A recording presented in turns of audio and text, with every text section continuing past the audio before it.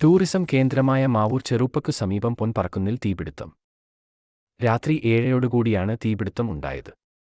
കുന്നിനു മുകളിലെ അരയാൾ ഉയരത്തിലുള്ള ഉണങ്ങിയ പുല്ലിനാണ് തീ പിടിച്ചത്.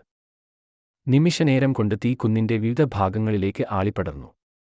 തീ ആദ്യം കണ്ടതോടെ നാട്ടുകാരുടെ നേതൃത്വത്തിൽ തീ അണക്കാനുള്ള ശ്രമം നടത്തിയെങ്കിലും തീ അണക്കാനായില്ല. തുടർന്ന് വെള്ളിമാടുകുന്ന് ഫയർ യൂണിറ്റിൽ വിവരമറിയിച്ചു. ഫയർ യൂണിറ്റ് അംഗങ്ങൾ കുന്നിനു മുകളിൽ കയറി തീ അണിക്കാനുള്ള ശ്രമം ആരംഭിച്ചു. എന്നാൽ ഫയർ യൂണിറ്റിന്റെ വാഹനം കുന്നിനു മുകളിൽ എത്തിക്കാൻ കഴിയാത്തത് വലിയ പ്രയാസം സൃഷ്ടിച്ചു. തുടർന്ന് ഏറെ പ്രയാസപ്പെട്ടാണ് നാട്ടുകാരുടെ സഹായത്തോടെ തീ അണയ്ക്കാനായത്. കുന്നിന്റെ താഴ്ഭാഗങ്ങളിൽ നിരവധി വീടുകളുണ്ട്. തീ ആളിപ്പടരുന്നത് പരിസരത്തെ വീട്ടുകാർക്കും വലിയ വെല്ലുവിളി ഉയർത്തി.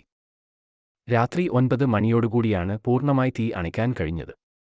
വെള്ളിമാടുകുന്ന് ഫയർ യൂണിറ്റിലെ അസിസ്റ്റന്റ് സ്റ്റേഷൻ ഓഫീസർ സി നന്ദകുമാറിന്റെ നേതൃത്വത്തിലാണ് തീയണച്ചത്.